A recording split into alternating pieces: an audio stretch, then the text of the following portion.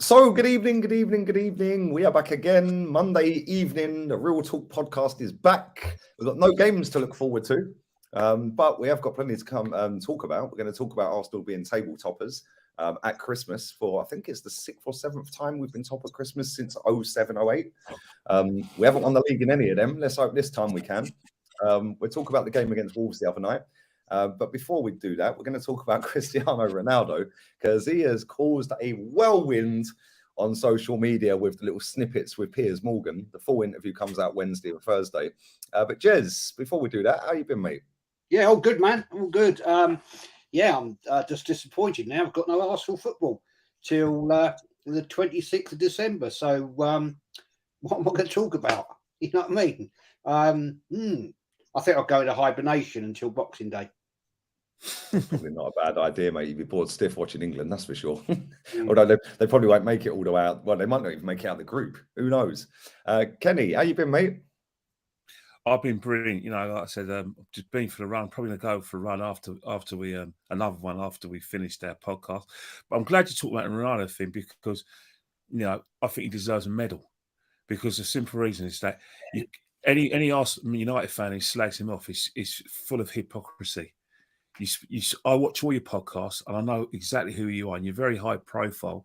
Some even work with you, and they've said everything Cristiano Ronaldo has said. So they daren't slag him off, daren't, and that goes for ex-players like Neville, Ferdinand, Scholes.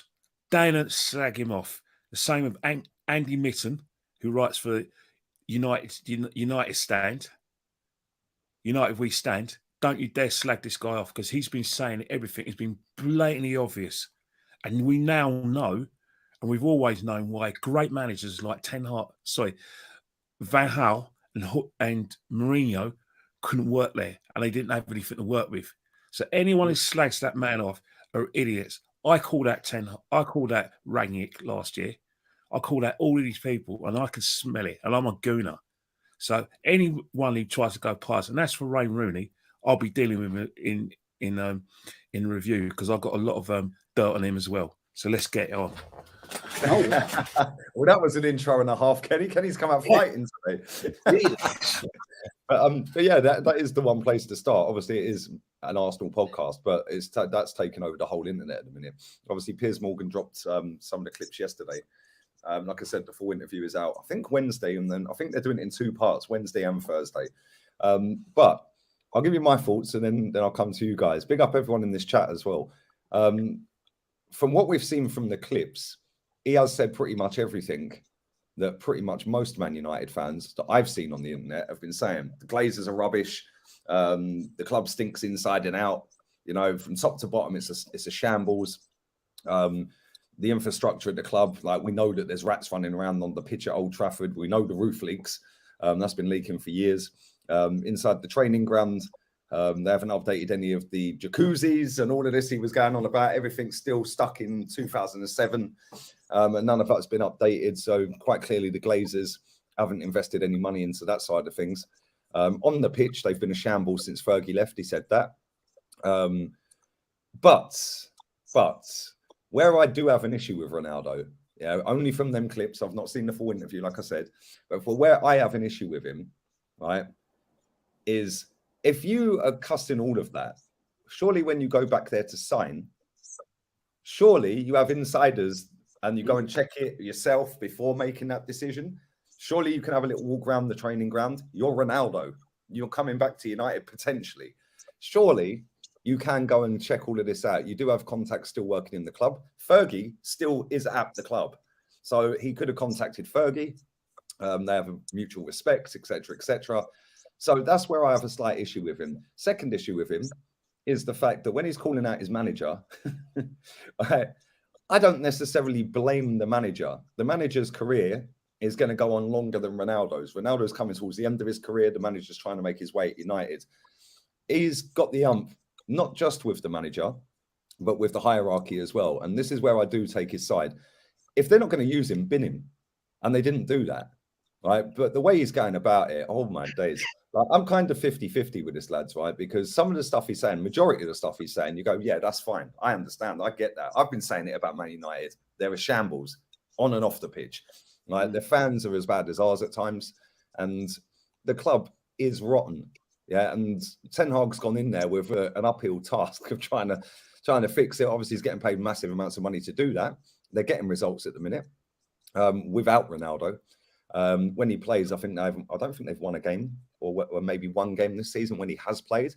So his career at United is done. But why didn't they just bin him? Like, I don't get it. And then he comes out and says in the interview, well, they basically keep me for commercial reasons. Yeah, which again, he signed a contract.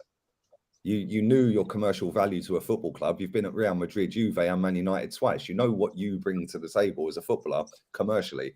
So I'm kind of 50-50 with him. I think the way he's going about the end of his career is he looks like a spoiled little bitch, in my opinion. Yeah, but at the same time, he did have offers in the summer, according to Roy Keane. Why didn't you take one of them then?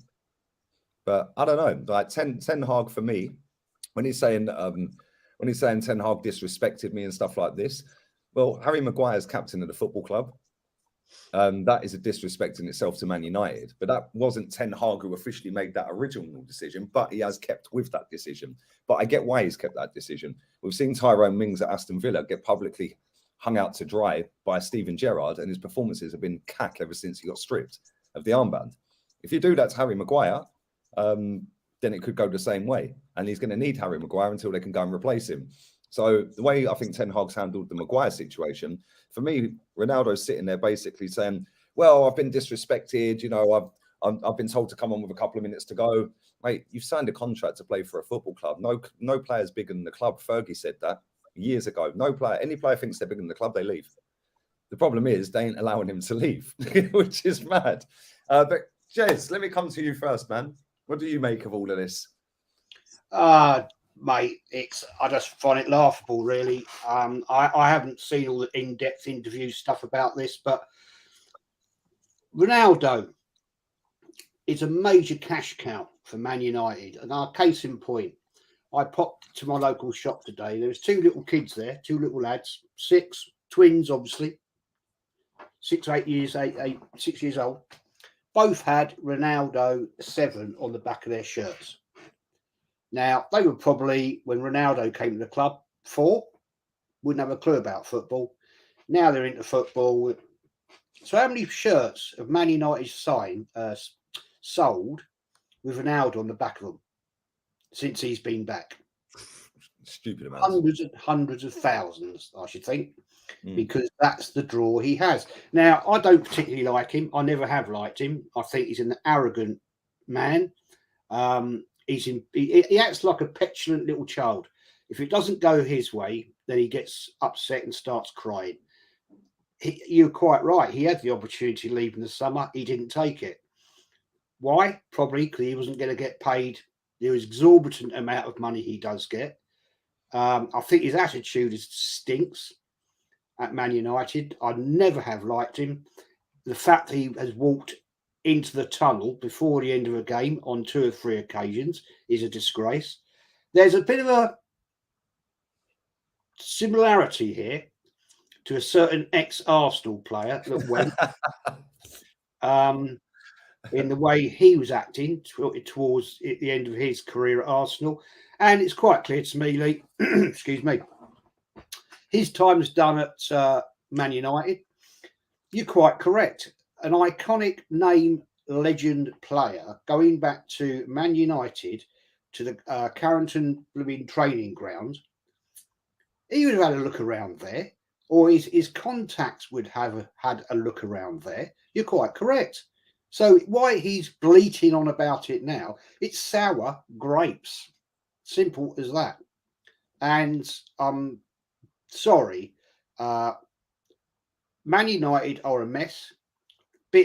Not a lot dissimilar to how Arsenal were, and Arsenal are improving. We cannot deny that fact.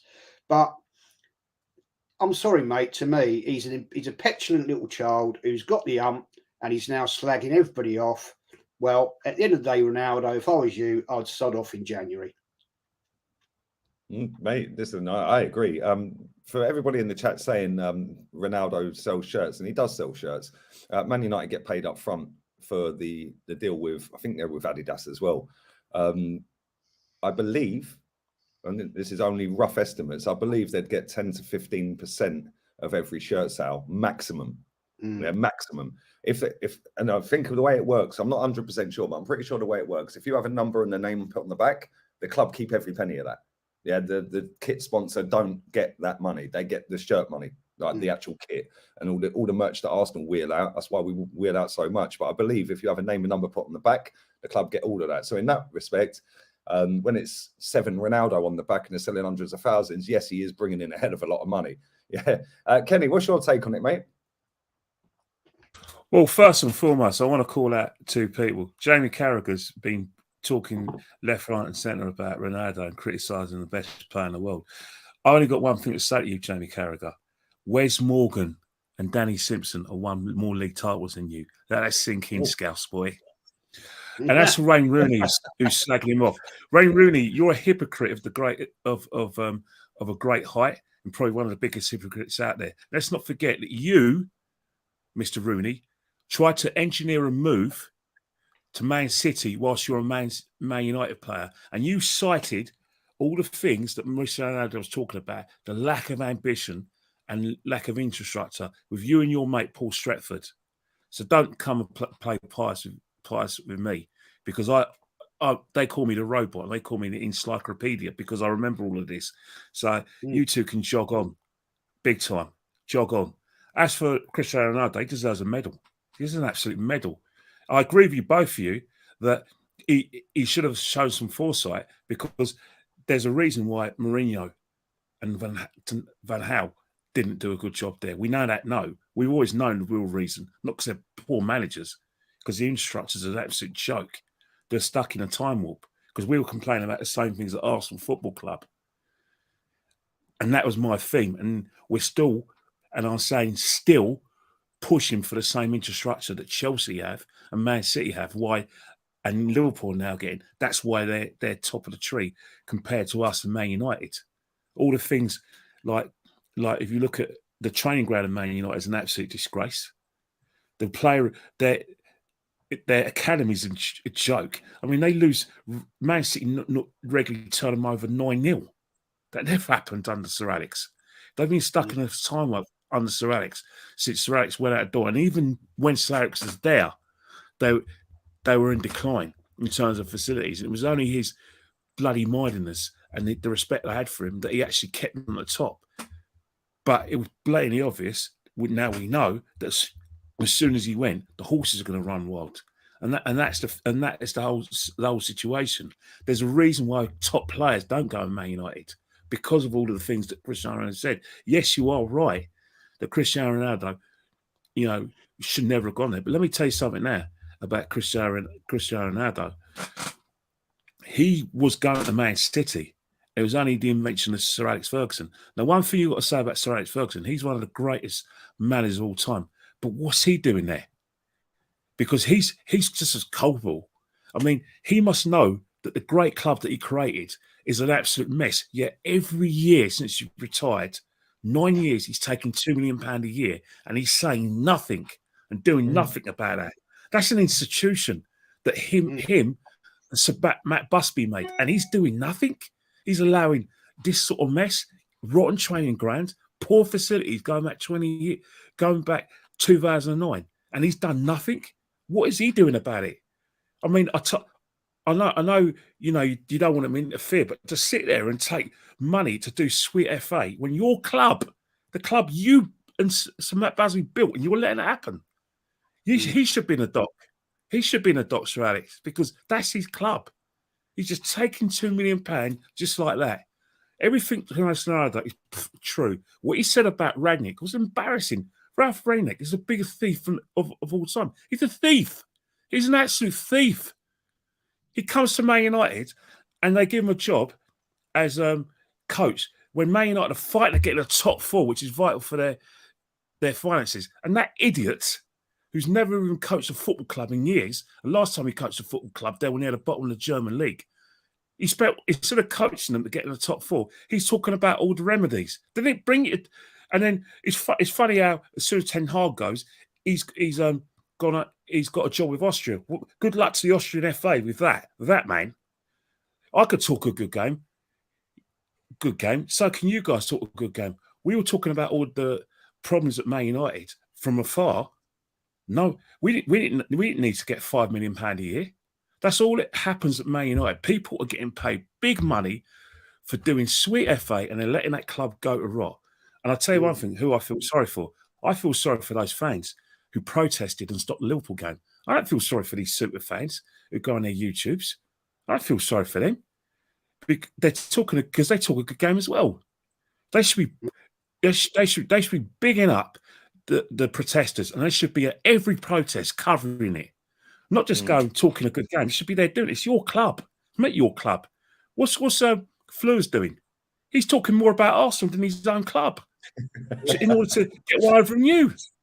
He's a Man United fan. This is his club that is rotten. I think His Terry's club. actually a Bruno. But let me say something. Man United are the biggest club in the world. They're bigger than Real Madrid, bigger than Barcelona. All this rubbish about Wayne Rooney being a bigger legend at Man United. Yeah, only because he's been there longer. But come on, mate. The renaissance after Chelsea's domination and us Invincibles was down to one man and one man only. And he wasn't Wayne Rooney. All right? No. And let's not forget, all you Rooney fans from the Northwest, just remember, he was going to do the same thing, but he lost his bottle. So when you call him a real red, Wayne Rooney's not a real red. He's an Evertonian. He was going to Chelsea at one point as well, wasn't he? Yeah, just fact he's an Evertonian. So all these people who say they're disappointing, Gary Neville, shut up, mate, because you've spent every program when Man United lose, you talk about the same things that Cristiano Ronaldo complain about. Paul Scholes, another one. You can't criticise him. Wayne, you know the only person who deserves a medal and deserves any respect and should be listened to, Roy Keane. All the rest of you lot, you just club men and you're about this. Roy Keane, mate, he deserves a medal. And Cristiano Ronaldo, build a statue for him because the simple reason a player who's still contracted at the club has got the balls to say everything that we've known. We laugh at Man United. We used to be scared of them. Now we laugh at them. True. I'll unmute myself. Experienced streamer and all of that. I do that every week on this show. Some of the Man United legends or ex-players are an absolute shambles. I can't lie. Yeah, Gary Neville chucks the biggest amount of crap I've ever heard about Man United, sitting there running his gums about the Super League and about how it's unethical and it's on this and it's on that. And now, who's the face of the Qatar World Cup? Gary Neville, getting paid an absolute wedge to be there and commentating on it.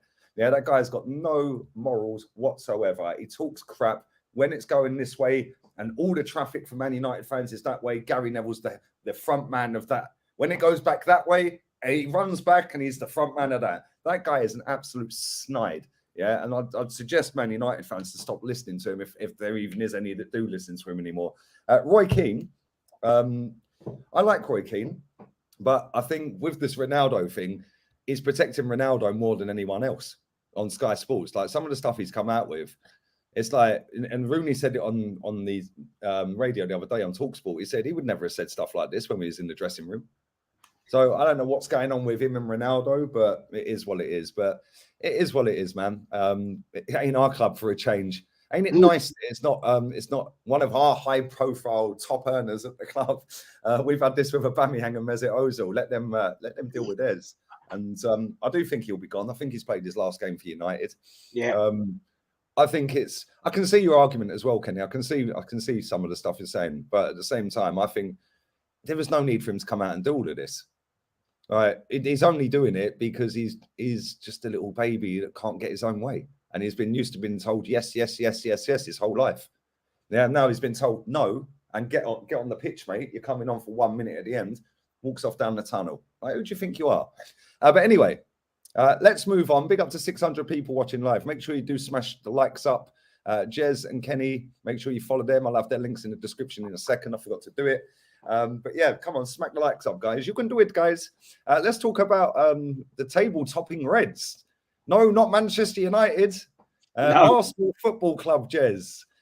We have played 14 games. We have won 12. We have won 1. Should have won that as well. And potentially should have beaten United as well. Best defence in the league along with Newcastle. Won the most games. Second top scorers in the league. It's all going well, Jez. I don't think anyone expected this at the start of the season. The World Cup for us has come at the wrong time, really, isn't it? It has, sadly. Very sadly, yes. But that's the typical luck of Arsenal, isn't it? Yeah, I mean, to me, we're on a roll, doing very well. Yeah, okay, it's not always pretty. To coin a phrase, we've been winning some ugly games, but I'll take it. I don't care. Winning the league is winning the league. And not every team that's won the Premier League has been playing brilliant football over the years. Let's be fair. Leicester City won it, and they didn't play great football. And that season, Arsenal were the only team to beat them twice. So, you know, I'll take it. I don't care. But I'm a bit peed off about this bloody World Cup palaver right now, because it's going to put the team out of step, in my honest opinion, when we are actually doing some great stuff. And Mr. Arteta's going on holiday, as he admitted, and fair play to you, mate. You've done well, and you deserve a little break. Have some fun. And I'm sure Edu would be on his bloody jet ski, where you should be, Mr. Edu.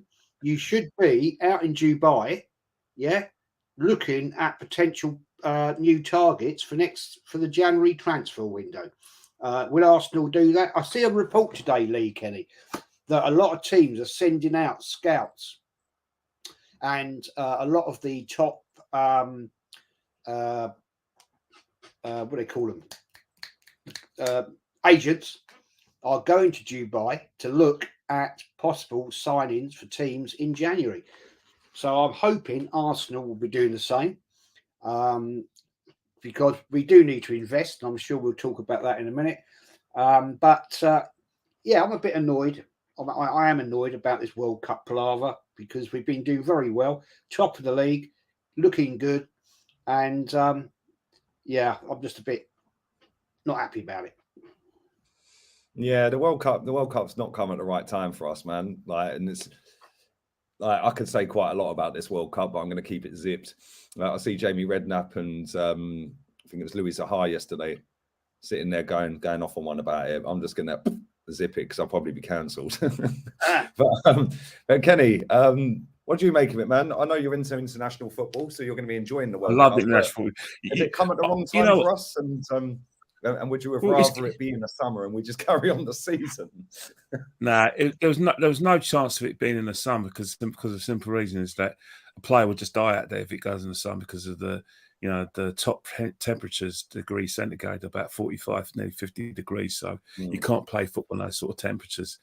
So, it had to be played during this time. I think the thing is with the World Cup is that, as I was saying to many people, my brother and a few friends, and I'm obviously to you guys in our WhatsApp group, I don't think when you found out Qatar got the World Cup in 2010, we went, Qatar, but we weren't bothered because it was 12 years ago. So we had a lot of complacency about, the impact we're having anyway. We weren't that very good. We weren't very good anyway. So we hardly expected us being part of a championship challenge anyway. So, but I think people in football have got really complacent, and they're only complaining about the human rights situation in Qatar or just shedding the tournament at the 11th hour. Well, not too funny. You've had about 12 years to get used to it. I think maybe since lockdown and the fact that we've got a very, very full calendar without any breaks that people are scared. But in terms of Arsenal, you know what?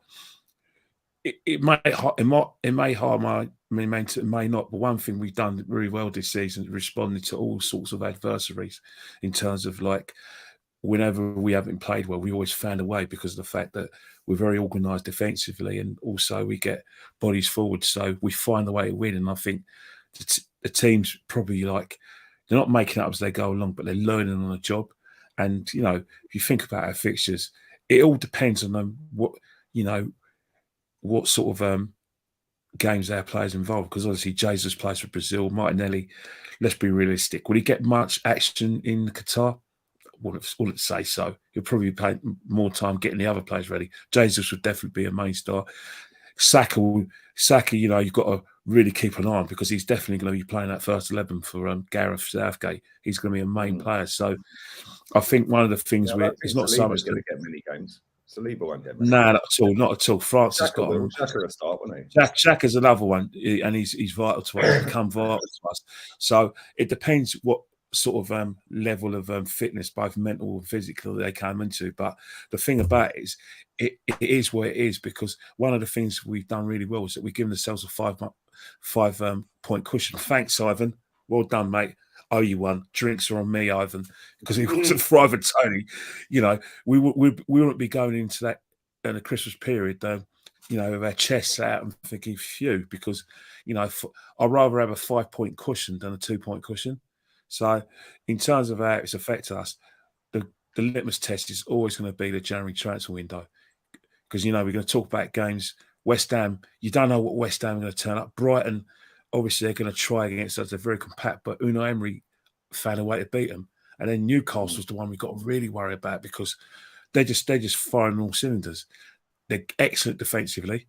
The midfield, they're very good, and plus they're good getting numbers forward, and they've got really hungry players, because everyone wants to stay there. So Newcastle home and away has been really hard, but the only way we're going to know how it affects our momentum is probably by the end of January. So by that time we'd have played the FA Cup third and fourth round. Yeah, I think we're going to get out of the third round, the Tottenham game. But yeah, it potentially can, harm us. But let's face it, we know what to do anyway. We know we've got to buy it. Even without the World Cup, the squad's still thin. So yeah, we'll know by 11 o'clock on the 31st of January if we're going to compete for this title. Yeah, I tend to agree with that. I think that's why we swerved the League Cup the other day, because it's an extra 2 games. So it would have given us an extra headache with players coming back from the World Cup. And like you said, it's only, if you actually look at the players we've got going to the World Cup, I think there's 10 players, is there? I think the only player from our first team, from our first 11 that ain't going, is Gabriel Magalhaes. I think pretty much all the rest are there, aren't they? It's Norwegian, isn't he? So I don't think Norway. Of course, Odegaard's not there. Did Zinchenko go? Is Ukraine in it? Yeah, he's Ukraine. They lost the players to Wales, isn't it? So he's not going either. Oh, okay. So we got 3 first teamers. So 8 of our first teamers are going. Ben White, do we know if he's going to start or not? No. Saliba probably won't get much game time unless Varane gets injured. So the only ones that are real starters, like you said, Saka, Granit Xhaka, Thomas Partey, and maybe JEZ'S. But even JEZ'S, I don't know. They've picked Richarlison, and he's been scoring goals for Brazil to get them there, and in other qualifying tournaments as well. So, and in friendlies along the way. I'm not even sure Gabriel JEZ'S will be starting. Do you think Ramsdale will get a few? Because I mean, he's in form. I hope he starts over Pickford, because I do not rate Pickford one bit, mate. That guy is shocking.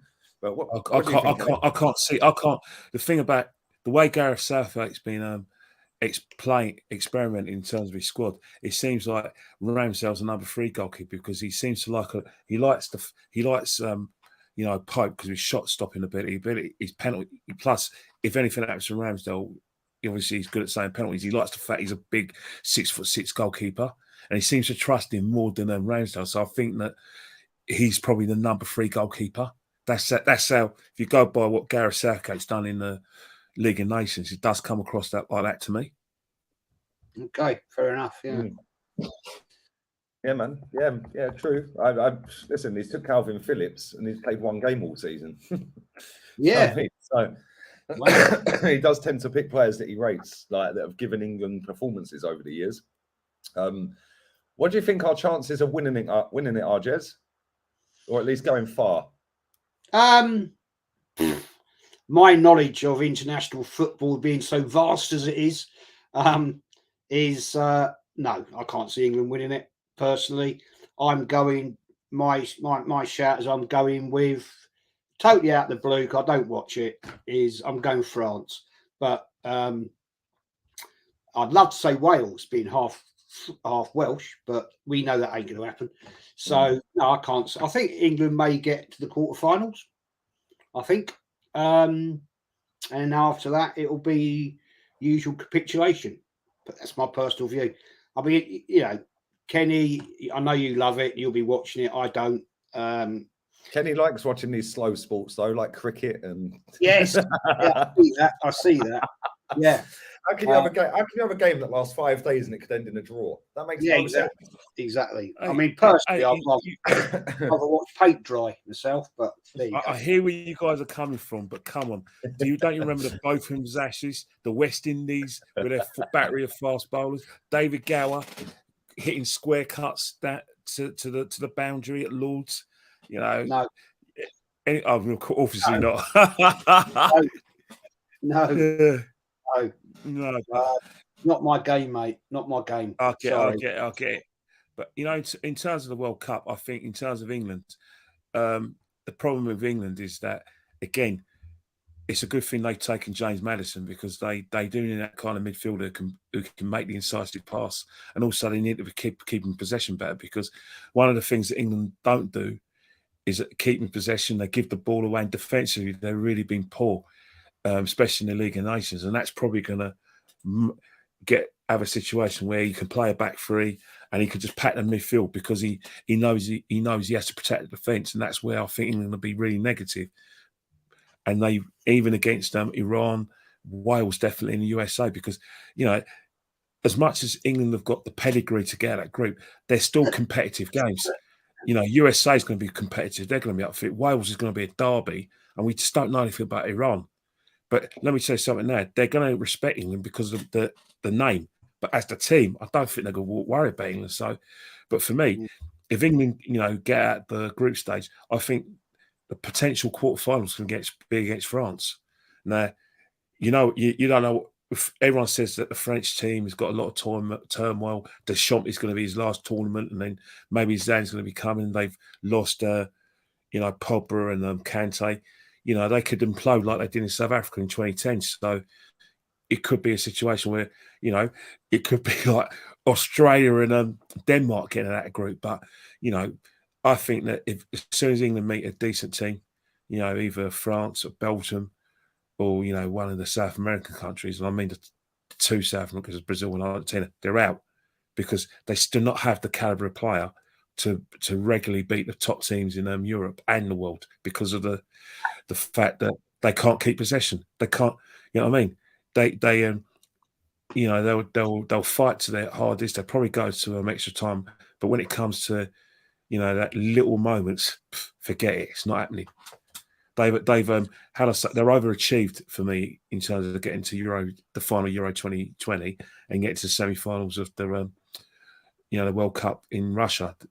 Blatantly overachieved because, you know, that's gone against everyone's expectations. Although we're England fans, all of us, except for JEZ'S, and we don't care whether the team's good enough or not. We want the only thing we're interested in is them bringing back the World Cup. We don't care how they do it.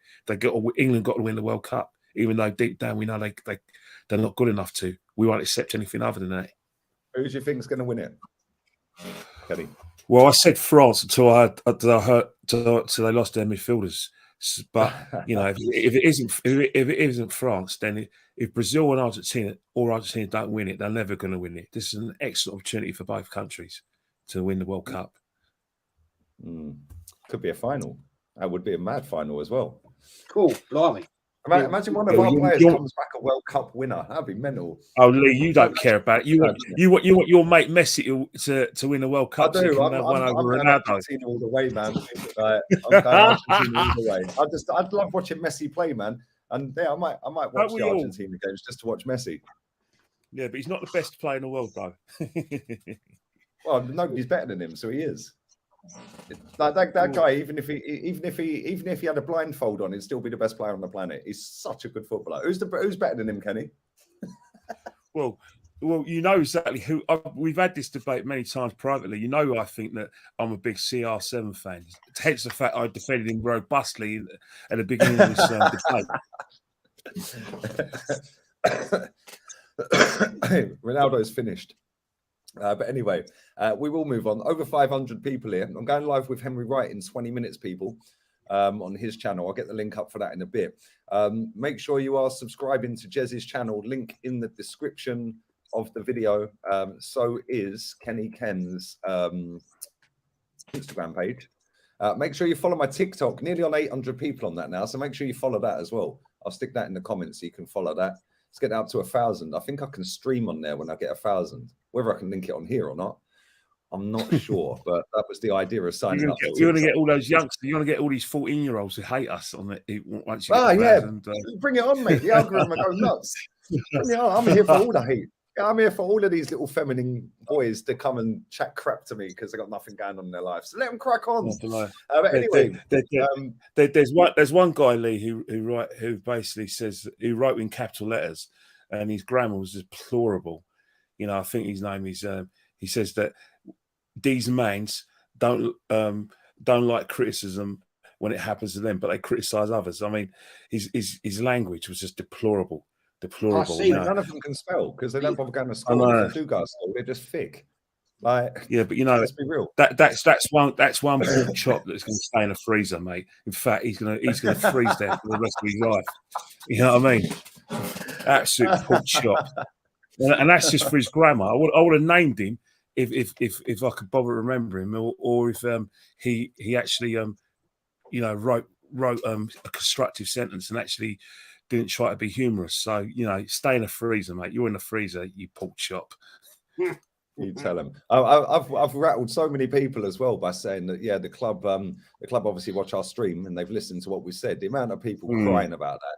Yeah, let me tell you one thing. All these people that are crying, because I know you will watch this. Big up to all of you for watching it because you can't get enough of us. The one thing I will say here, yeah, whether the club listened to us or not, which I know they didn't, but you can't take sarcasm because you're thick. One thing us three and everyone in this chat that watches us on a regular basis that are Arsenal fans, the one thing this channel has done is kept the standards extremely high over the last 3 years, while you lot are loading up and chatting absolute bollocks about finishing 8th and 5th. Yeah, that is not acceptable for Arsenal Football Club. That is not the reason we smashed the stadium down, and it definitely ain't the reason why we've done over £1 billion in the last 9 years on players. So, yeah, I'm going to take some credit for that. And you should, Jez, and you, Kenny, and every Arsenal fan in the chat who's been watching me religiously and us religiously. And we've been keeping the standards high while everyone's out there making excuses for 8th places and 5th places and bottling top 4. We've said, go and win a title, compete for a title. This season they're doing that. We've laid off them. We've got off them and gave them a round of applause, in fact. So, yes, I will take credit for keeping the standards high. Anyway, now we've got that out there. Let's continue. What was I going to say? I can't remember what I was going to fucking say. Right on the tip of my tongue. This is going well, isn't it? Lee is a Tottenham fan. Go on, Small Genius. Love you, bro. Yeah, I get that one all the time. Yeah, but it's funny because they all sit there watching Tottenham, laughing at them every week.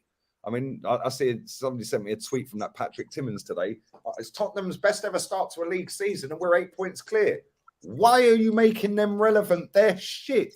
Yeah, I say it every week. They're not our rival. But the fact is that how many? If you think about it, is that there's a few people in there who know like the tags and the headlines, and they know they're going to get a lot of likes. Because simple reasons that they've got an audience there for them. I mean, most of these tweets are people who just basically say the cat sat on a mat and had a fart. And people just go right retweet. So you've got to take what he says with a pinch of salt. I mean, I'm never. He'll get more kind of respect from me if he actually showed his face, did a few debates, went on a few podcasts, and let us know who he is and what he generally feels about the football club and the players. But to just tweet like that, it's just nonsense, rubbish, nonsense, silly boy. Big up Cheekate for the donation. Have you done a bracket for the World Cup, Kenny and Jez? I believe Argentina versus Uruguay are going to be in the final, but false. Uruguay won't make the final, bro. They won't make the final. They're not good enough. But I know he's talking about players like Bentancur and Nunez, like in terms of like those sort of players, and they're dark horses. But nah, I can't see it happening. I think that there's a few European clubs that that are stronger. I think England are stronger than Uruguay. I think Denmark will probably give them a game or so, and I think the Germans will beat them. So I think that, and there's no way they compete with Belgium and France. So, but you never know. You just never know, because look, Uruguay got to the semi-finals, 12 years ago. South Africa against the odds. Although, had it not been for Luis Suarez, they, you know what I mean, they wouldn't have got to like the quarter final. Because let's not forget what happened there, isn't it? With the brilliant save from a blatant goal, and then Ghana went and missed a penalty, innit? Yeah. They missed You know what I mean? Asamoah Gyan missed a bit in Yeah, the bar, didn't it? That's what I wanted to speak about. I've remembered now. Newcastle United, Jez. Oh, Newcastle United. Let's have a look at the league table real quick. League table. Yeah. Newcastle currently sat 7 off of us. We do have a game in hand, but they're the most informed team in the league, by the way. They've won, according to this, their last 5 games. I don't know before that. They have only lost 1 game this season, the same as us, but they've drawn 6, won 8. We've drawn 1, lost 1. They have scored 4 goals less than us. They have got the same goals conceded as us. Are they potentially going to sneak their way into a title race if they invest well in January? absolutely. I think they are going to be a real problem team. I'm not looking forward to playing them up at St James's Park, and we absolutely fell apart last season. The way the managers got them playing, the way they are playing some nice football from what I have seen of games of them playing. Yeah, I think they could be an absolute bloody nightmare for us, to be fair. And good luck to them. Well done, because I've said this a million times. I love Newcastle as a place, and they've got a great team. They've got a great fan base. Probably, I would say this, probably second only to Arsenal, because they fill that stadium every single bloody week. Mate, half of them can't even afford clothes. They've all got their bellies hanging out. Exactly. All that just to go to the games. Like, do you know what I'm saying? and that's only just the women on a Saturday night. Yeah, I mean, good luck to them. I think they could be a problem, mate. I really do, because they have got money to burn, and if they want to go and buy somebody, they can just go, yeah, okay, thanks very much. And they'll do it. I think they've done enough this season so far to now become a big draw, because I think a lot of people expected them to take a little bit longer than they have. Listen, they haven't won anything yet. They haven't succeeded in any way, shape or form yet. We're only 14, 15 games in. But the turnaround since, and you've got to give Eddie Howe some credit. They were 17th in the league when he got that job, or 18th. Yeah, and I think they've only lost a couple of league games since he's had the job. Like, it's ridiculous. They've literally just gone flying up the table with him. And they've done 200 mil in the summer. And the players that they've brought are not really the ones that, apart from Botman, who's been superb at the back. Like, Isak's not really done it yet because he's been out injured. The players that are actually doing the business for them are the players that were already there. Almiron and Joe Willock scored the other day. Callum Wilson's been bagging goals, you know. These are players that have, and Trippier, he was already there. Or did they sign him under Eddie Howe? Maybe they signed him in January. Maybe, but that wasn't a summer signing. That's what I'm trying to say.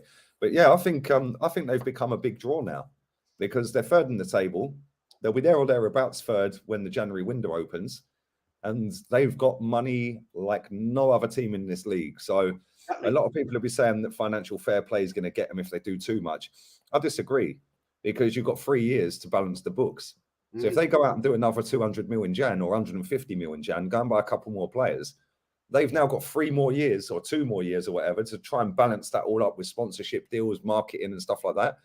And if you're signing big names or bigger names, obviously the deals will start coming in anyway. What do you think, Kenny? Do you think they're a problem this season? Definitely. That's the thing with Newcastle. The reason why they're doing well ultimately is the money. It's because they've got the right people in. They're fixing their infrastructure. They got the guy from was it Ashdown from Brighton, who's got great connections. They've got a manager, a competent manager, and Eddie Howe, and they brought good professionals like Dan Burn, good professional from Brighton. They got Trippier, an excellent professional player for Burnley, Tottenham. And he played for Atletico Madrid, and he's an England international, leader in the dressing room. Callum Wilson, had it not been for injury, probably would have been probably would be on about 100 and something Premiership goals by now, because there's a, even though I'm angry and upset for Ivan Toney, I get why he was taken to the World Cup. There's a top striker, and potentially they've got a young player like Joe Willock, and plus they got hungry people. But that's the difference between Newcastle and Man United is vast. Both of them Newcastle got the money. Man United have got money to compete with Newcastle, but the infrastructure at Old Trafford and Carrington is a disgrace. Whilst Newcastle are not just building in terms of the players they got and the manager, they're making sure they get the right people behind the scenes, because it doesn't matter how much money you have. If you don't get the right people and the right infrastructure behind the scenes, you still won't be able to compete.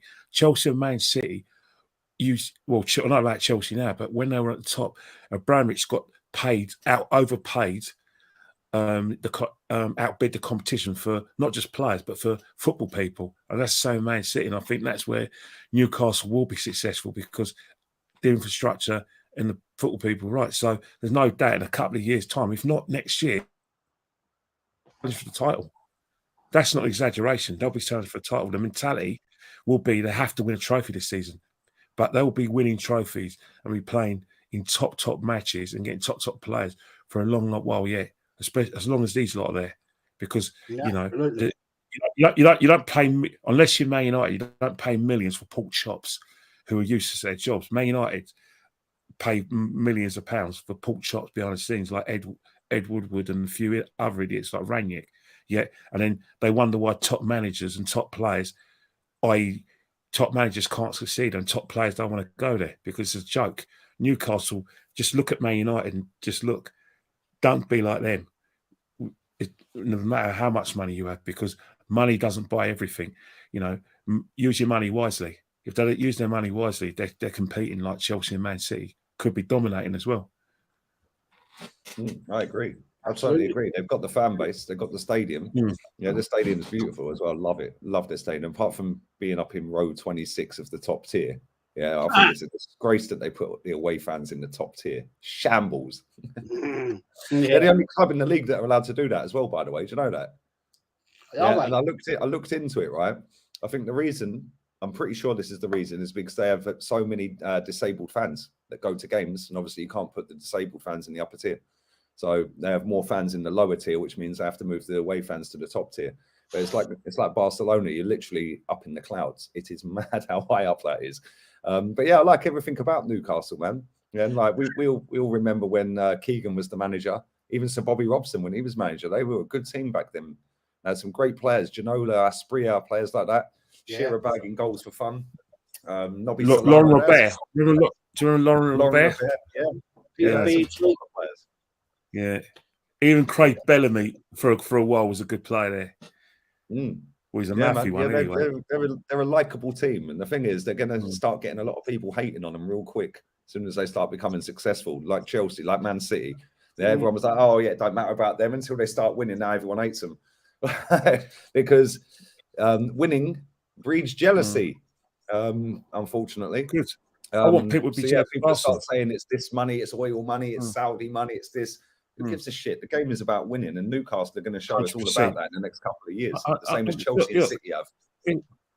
100%. Like, it used to really infuriate me when Arsenal fans used to talk about, oh yeah, financial doping of Man City and Chelsea. And I'm thinking, do yourselves a favour. Why are you just waving that white flag when you're doing that? It's like some Chelsea fans, a lot of their fans are having a go at Graham Potter, and I can get why the Chelsea fans said, "Oh yeah, give him time, a bit of patience." But I tell these Chelsea fans that you can't put the genie back in the bottle. You can't have all that success and build your business on the success you've had in the field, and then just go through trust the process rubbish like we've done. We've probably, even though us three didn't like it and we refuse to accept it, we think it's wrong. To the naked eye, Arsenal could get away with that because they won Sweet FA. But you can't have a process when you won the Champions League a year and a bit ago. And I think that's the thing.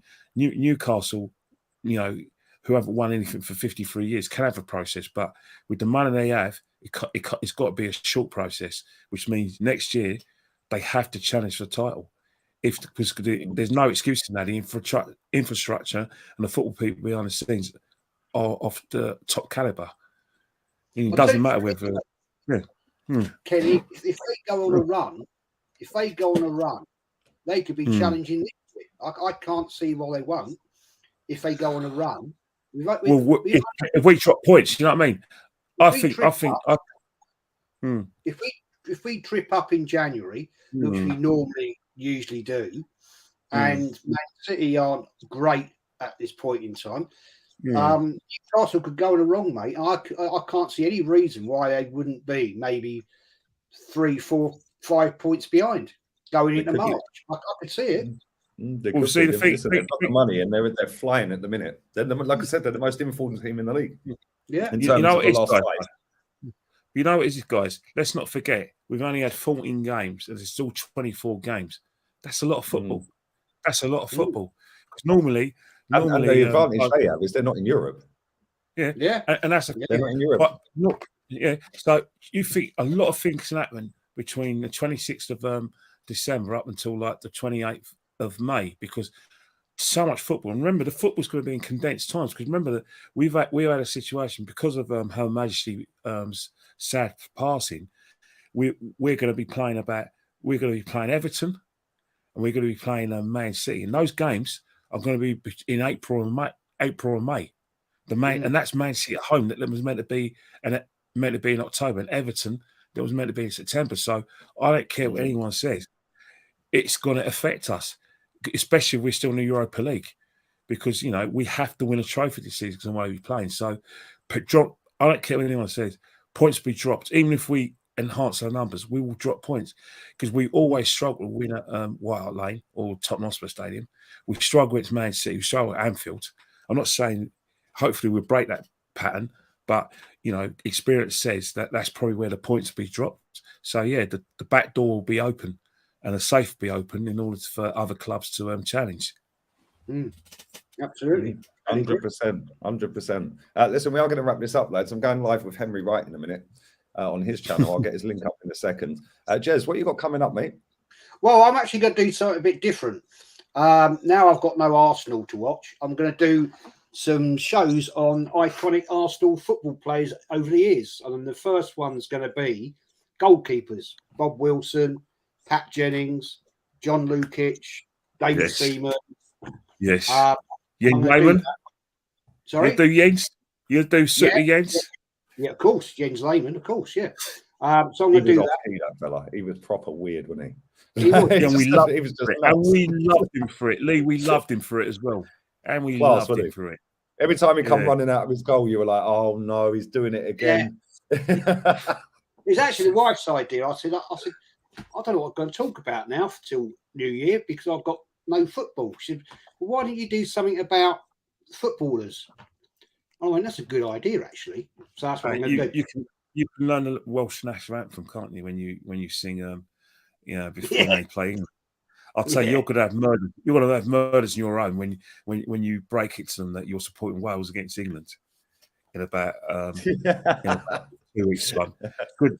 I don't want to be in your own.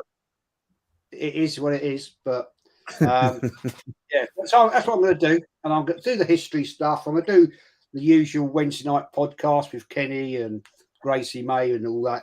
So we'll just probably talk what we talk about. I don't know. To be honest. Yes, there's so much to talk about. Don't worry about it. You guys have been. You can keep me informed, Kenny, about the World Cup. You guys have been so pessimistic. Trust me. There's going to be so much football news happening.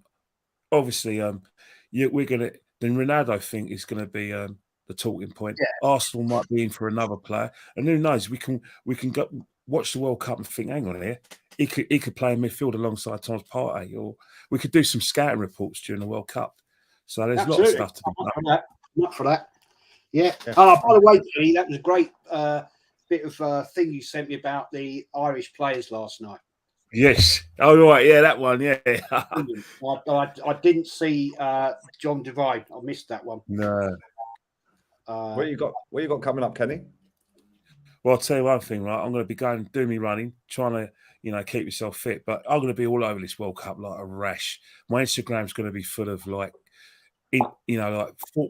I believe is thought-provoking incidents in the sporting world. There'll be videos of my DIY commentary during all the games. You know, I won't be quiet. That's all you need to know for the last. I won't be quiet.